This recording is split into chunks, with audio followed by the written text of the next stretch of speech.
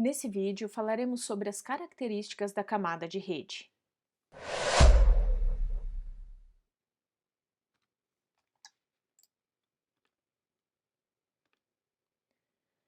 A camada de rede, ela é a terceira camada no modelo OSI e ela fornece serviços para permitir que os dispositivos finais troquem dados. Então, se antes nós estávamos falando de uma camada de enlace em que a comunicação se dava entre uma placa de rede e a próxima placa de rede, agora nós estamos falando de um cenário em que eu tenho um host de origem que quer se comunicar com um host de destino.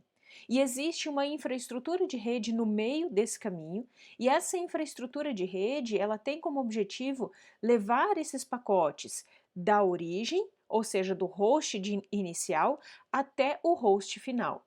É o que a gente chama de comunicação fim a fim, entre o host de origem e o host de destino. Então, essas mensagens, elas vão passar de um hospedeiro inicial para um hospedeiro final, passando por toda uma infraestrutura de rede. Então, para eu conseguir alcançar um host final, eu preciso saber quem é esse host. Né? É necessário que haja uma identificação dos dispositivos.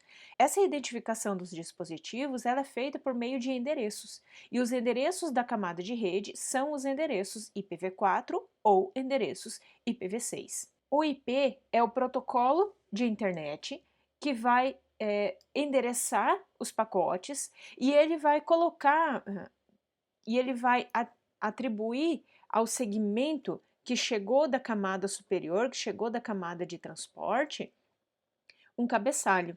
E esse cabeçalho, ele é utilizado pelo sistema intermediário, pelos algoritmos de roteamento, pelos dispositivos intermediários, para conseguir decodificar o pacote e encaminhar para o destino. A camada de rede, ela executa 4 operações básicas. Primeiro, eu vou endereçar os dispositivos finais, e aqui a gente está falando dos dispositivos origem da comunicação e o destino da comunicação. Vai fazer o encapsulamento, no sentido de que eu vou receber o segmento da camada superior, e esse segmento vai ser encapsulado, a esse segmento vai ser adicionado um cabeçalho, e esse cabeçalho contém informações importantes para o encaminhamento dos pacotes e para a decodificação desses pacotes. É nessa camada que a gente tem o roteamento. O roteamento serve para escolher um caminho entre origem e destino, e esse encaminhamento é feito por pacote individualmente. E no destino acontece o desencapsulamento. Então, o pacote recebido da camada da rede, ele vai ser decodificado, vai ser processado pelo host final, vai ser desencapsulado e para a camada superior vamos entregar o segmento, que daí a camada superior só consegue decodificar o segmento. Então, o IP, o que acontece no encapsulamento? Lá da camada superior, a camada de transporte vai passar uma PDU, né, vai passar um segmento. Esse segmento, ela recebeu dados lá da camada de aplicação, esses dados recebem um cabeçalho, e esse cabeçalho e esse segmento para a camada de rede é o que a gente chama de carga útil ou payload. Então, não importa o que tem aqui dentro, essa camada não vai processar a parte de dados, porque para ela não interessa. O que ela vai fazer? Ela vai pegar esses dados e vai colocar um cabeçalho, o cabeçalho do IP, aí dependendo de você estar trabalhando com IPv4 vai ser um cabeçalho, dependendo de se você estiver trabalhando com IPv6 vai ser outro cabeçalho. E esse cabeçalho contém as informações necessárias para que os roteadores intermediários consigam encaminhar os pacotes até que ele alcance o seu destino. Então, eu vou entregar do dispositivo origem até o dispositivo destino. Onde está implementada a camada de rede? Tem uma parte da camada de rede implementada nos dispositivos finais, então o host de origem e o host de destino também tem a camada de rede implementada, e os roteadores. Então, os roteadores processam camadas, os cabeçalhos da camada de rede, o cabeçalho IP. Então, o cabeçalho é examinado por todos os dispositivos que trabalham com camada 3, né? Então, se eu tiver um switch camada 3, ele também vai processar uma parte desse cabeçalho da camada de rede. Então, conforme o dispositivo vai atravessando a rede, conforme ele vai encaminhando para o próximo salto, próximo salto, próximo salto, todos esses dispositivos vão processar esse cabeçalho de forma a tentar encaminhar para fazer chegar ao destino. Então, o objetivo é tentar, a camada de rede vai fazer o melhor esforço para entregar essa mensagem, esse pacote para o destinatário, tá? Então, o endereço IP não muda entre a origem e o destino. E a gente precisa fazer uma observação importante, que quando o IPv4 ele foi criado, o objetivo era fazer a comunicação fim a fim. Então, o objetivo era encaminhar do host origem até o host destino. O que aconteceu é que no meio do caminho, há alguns anos atrás, né, meados da década de 90, entre o início e o meio da década de 90, percebeu-se que o espaço de endereçamento do IPv4 era insuficiente, porque não se esperava a popularização da forma como aconteceu das redes, e essa popularização gerou a necessidade de mais endereços IPv4, mais endereços IP do que o IPv4 suportava. E aí foi preciso fazer, lançar mão de estratégias para que o IPv4 sobrevivesse, de forma a dar espaço, dar tempo de desenvolver um novo protocolo IP, que é o que a gente chama de IPv6. Então, assim, o NAT é uma dessas estratégias, né? Então, é um conjunto de estratégias para permitir a sobrevivência do IPv4 até os dias atuais, tá? Mas originalmente não existia NAT. Então, foi colocado no meio do processo um processo chamado de tradução de endereços de rede, que é o NAT, e esse NAT muda o endereço IP da origem do destino. Tá? Mas originalmente não existia NAT e o objetivo era fazer a comunicação realmente fim a fim. E quando o IPv6 surge, ele ressurge. Ele surge com esse objetivo novamente, resgatar a comunicação fim a fim. Então, o IP ele foi criado com o objetivo de ter uma baixa sobrecarga, gerar uma baixa sobrecarga na rede, e para isso eles criaram um modelo de serviço em que esse modelo de serviço não exige conexão. Então, a gente vai discutir melhor esses assuntos depois, tá? Mas ele não estabelece uma conexão fim a fim. Então, se eu tenho um host de origem e esse host vai se comunicar com outro host de destino, independente do que exista aqui no meio, tá? Eu vou fazer uma comunicação entre o host de origem e o host de destino, mas não é estabelecida uma conexão entre esses dispositivos. A rede ela vai fazer o melhor esforço para que essa comunicação aconteça. E o objetivo é que seja independente de mídia. Então, isso permite que existam enlaces diferentes. Então, eu posso ter uma parte da rede com um enlace sem fio, eu posso ter uma parte da rede com um enlace usando fibra ótica, outra parte da rede usando o enlace por par trançado. Então, eu posso ter diferentes mídias de rede, diferentes canais de comunicações, diferentes tecnologias e sinais que, independente dessa mídia, a comunicação vai acontecer. Então, a camada de rede independe do que está acontecendo embaixo dela, na camada de enlace e na camada física.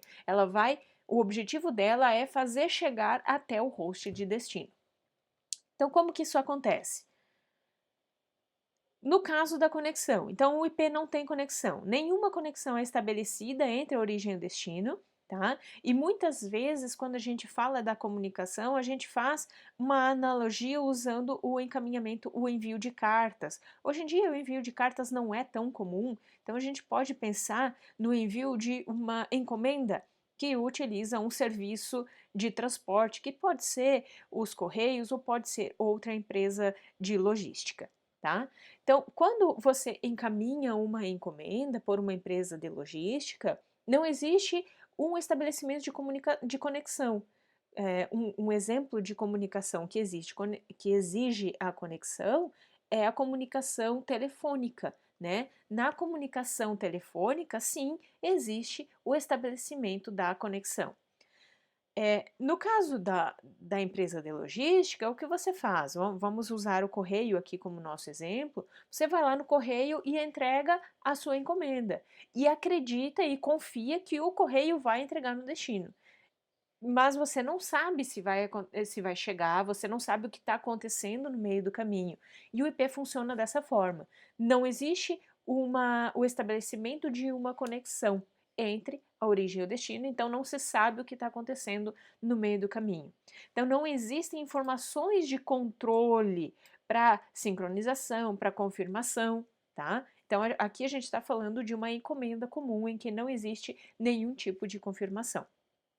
O destino ele vai receber o pacote quando ele chegar, mas não existe uma pré-notificação dizendo, olha, vai chegar um pacote, vai chegar uma encomenda. Né? No caso do IP, não vai chegar um pacote. Ah, olha, eu estou mandando um pacote aqui, você deve receber em um tempo, sei lá, de alguns milissegundos. Então, essa comunicação não existe. Se houver necessidade de uma conexão, de estabelecer uma conexão, quem faz isso é a camada superior. Então, essa é a responsabilidade do TCP. Então, a camada de rede não estabelece nenhuma conexão.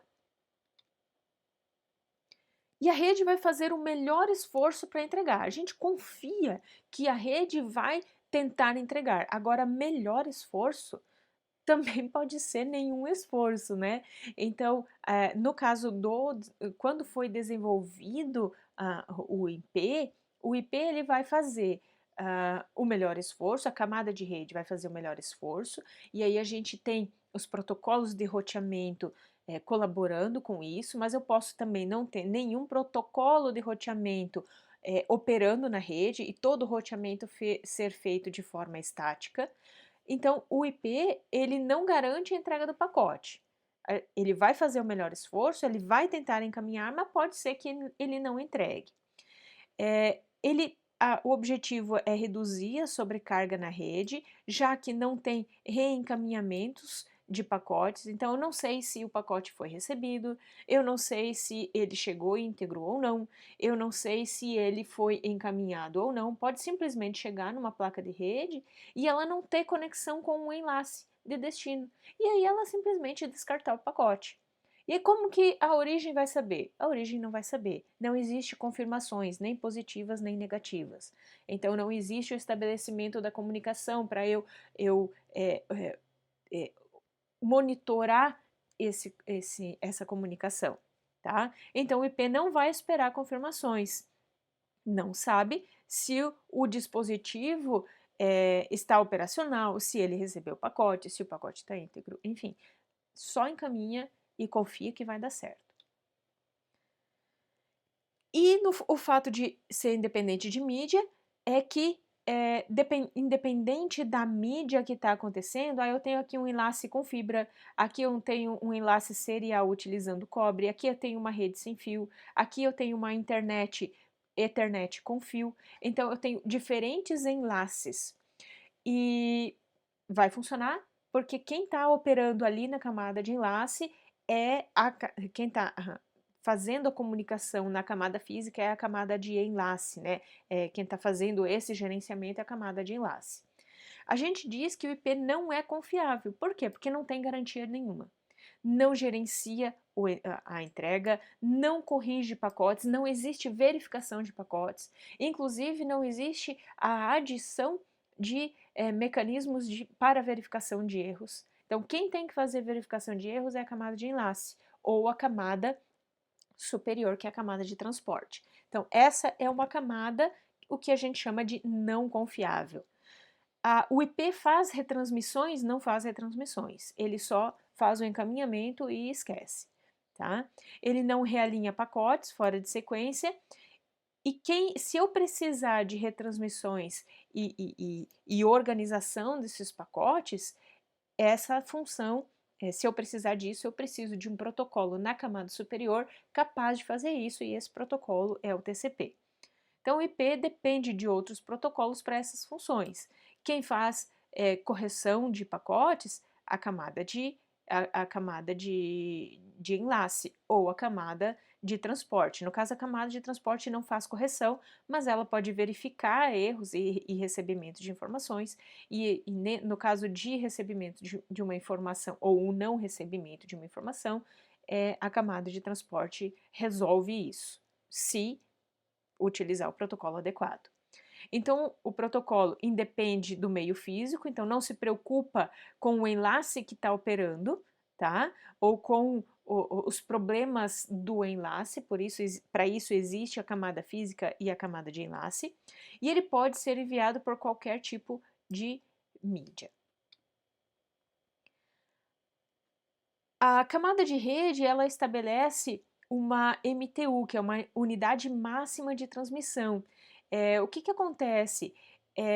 Existem informações de controle que são encaminhadas pelos enlaces. Eu posso ter enlaces de diferentes tamanhos, né, diferentes larguras de banda, e esses enlaces, eles podem ser mais estreitos ou mais largos. E aí a camada de rede, ela vai utilizar essa informação sobre o tamanho desse enlace para estabelecer quantos dados, como que vai ser feita a comunicação entre os nós, tá? Então, ao estabelecer, a camada de rede vai receber essa informação da MTU vai estabelecer essa comunicação a partir de informações recebidas no enlace. Então, esses dispositivos trocam informações de controle, e nessas informações de controle vem algumas informações sobre a camada de enlace, e aí ele estabelece o tamanho máximo da transmissão, da unidade de transmissão, e vai encaminhar o pacote. Então, se o tamanho do pacote originalmente ele é maior do que a camada de enlace consegue transportar, esse pacote é fragmentado, ou seja, ele é dividido em fragmentos menores, e esses fragmentos eles serão encaminhados um por vez pelo enlace. No próximo salto, se o enlace for mais largo, então esses fragmentos eles podem ser reagrupados para encaminhar. Então, esse processo de fragmentar um pacote, ele vai causar latência, ou seja, atraso. Por quê? Porque o pacote ele é recebido pelo roteador, por exemplo, e esse pacote, ele precisa ser processado, então é preciso dividir. Para cada fragmento é adicionado um novo cabeçalho, e esse